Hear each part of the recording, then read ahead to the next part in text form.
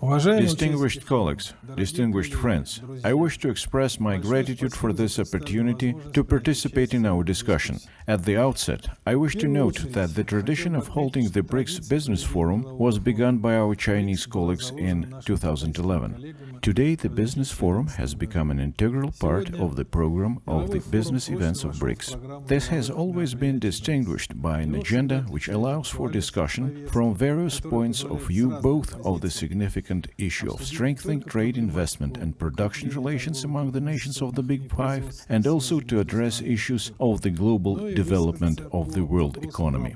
It is absolutely clear that our world of today is changing rapidly, and that is a fact that cannot be denied.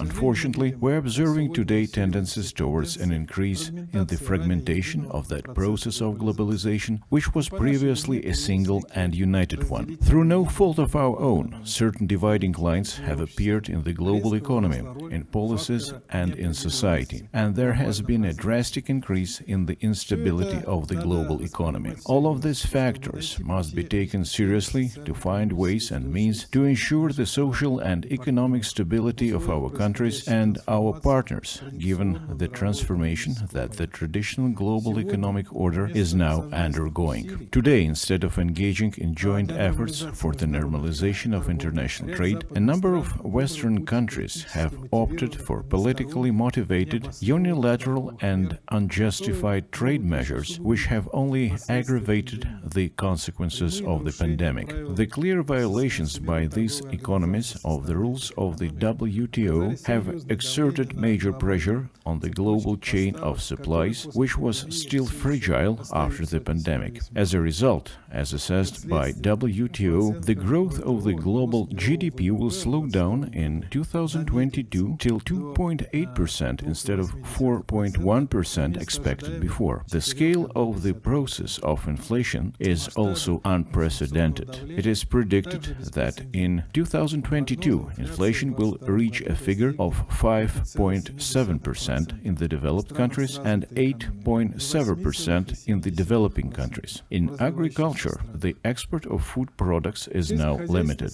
The closing of ports and threats to cease delivery of freights are aggravating the market situation. The yearly rate in this rise of prices for grain alone in 2021 was 17%. Experts believe that it is hardly likely that this year the situation will change for the better. This confirms that as a result of irresponsible sanctions, it is the most vulnerable economies with a low level of income which are suffering the most. Therefore, one of the key issues today, as we see it, is how taking action together with the framework of BRICS and the entire developing world, we can promote open, inclusive and mutually beneficial trade and economic cooperation, given the new challenges and risks we are facing. Despite the difficulties existing today and the various types of sanctions imposed on our country by the collective West, Russia also continues to work consistently for the expansion and intensification of trade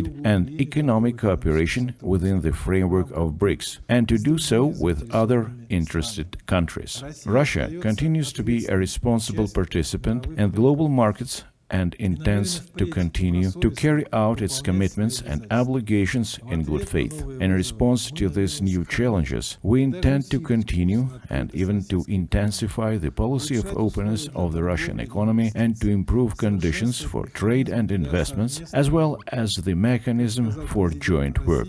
As the Russian President Vladimir Putin said at the recent meeting with business leaders, in today's conditions, the response to all external factors and to external pressure is the expansion of the free zone for business and for citizens. In context today with the community of entrepreneurs in Russia, we believe that any and all challenges and difficulties are also simultaneously creating new opportunities for development and international cooperation. We see a great potential for our mutual business cooperation with the framework of BRICS. The parties of BRICS account for 32% of the global GDP, which is more than for the countries of the Big Seven, and 42% of the global population. For Russian foreign trade, the BRICS countries are one of the most important and high-priority areas for cooperation. The share of the BRICS partners in the total foreign trade of our country was 21% in 2021, $164 billion,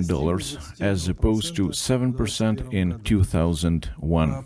Despite various limitations, there has been an extremely dynamic development of our mutual trade during the first months of this year. We are seeing significant prospects for cooperation in BRICS for finance and insurance, as this is a vital system for mutual trade and investments. The same is true for transportation and logistics, including the development of Eurasian land routes and green agenda, industrial and technological cooperation, and the joint development and implementation of technologies of the fourth industrial revolution. The process now taking place in Russia of large-scale import and substitution of a modern technological basis, including cooperation with our partners from the Eurasian Economic Union and the stepping up of conversion process in the modernized Russian defense industry, which is now equal to that of other countries. All of this can be used for a qualitative improvement of the level of technological partnership within BRICS and in accordance with the best accepted global practices. One of the major goals of BRICS is to promote regional and global stable economic growth. These are the goals of both the Chinese initiative,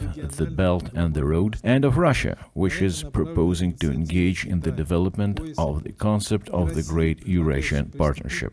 The BRICS format allows for the use of the experience gained in promoting large-scale mega-regional initiatives designed to organize work on the formation under the aegis of the BRICS countries and trade economic blocs, or through agreements with the participation of universal platform for development of cooperation throughout the entire developing world. This is particularly important given the instability and weaknesses of the present system and institutions of global government. To support the global economy, which has entered into an era of instability and political risks, the BRICS countries must continue their efforts to reform the international currency and financial systems and the WTO by strengthening their impact on them and by promoting a constructive, mutually beneficial and non-politicized agenda for cooperation. There is no room here for political motivation impacting the activity of institutions engaged in multilateral economic cooperation. Given the present situation, in order to increase the contribution of BRICS to global development, there is a need to enhance unification for financing development projects.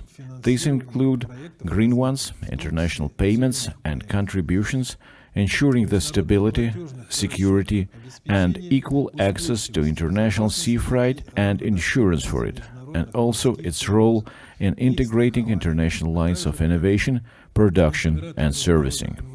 In our view, there is a need to return to the issue of creating a rating agency for BRICS, which had been on the agenda previously. In addition, there is a need to give thought to starting the unification of insurance and freight companies for BRICS, establishing of a BRICS reinsurance organization. These measures are particularly important for the stable functioning of international trade and the supply and delivery chain. In conclusion, I would like once again to voice my hope and confidence that the BRICS countries are capable of mobilizing their own potential to achieve the goals of social and economic development and to make use of that potential to support development goals on a global scale. Here we support the adoption at the conclusion of the Forum of the Beijing Initiative of the BRICS business community, which once again demonstrates our readiness to intensify partnership and to establish multilateral practical and inclusive cooperation for the restoration of global development. Special gratitude must go to the Chinese Committee for the Promotion of International Trade, which this year has been the organizer of this forum. Despite the unusual conditions caused by the coronavirus pandemic and other objective difficulties as we see it, our colleagues have done everything possible to ensure that the BRICS Business Forum this year has taken place on the highest possible levels in terms of content and organization. Thank you for your attention. I wish the participants in the forum good health and success in their work.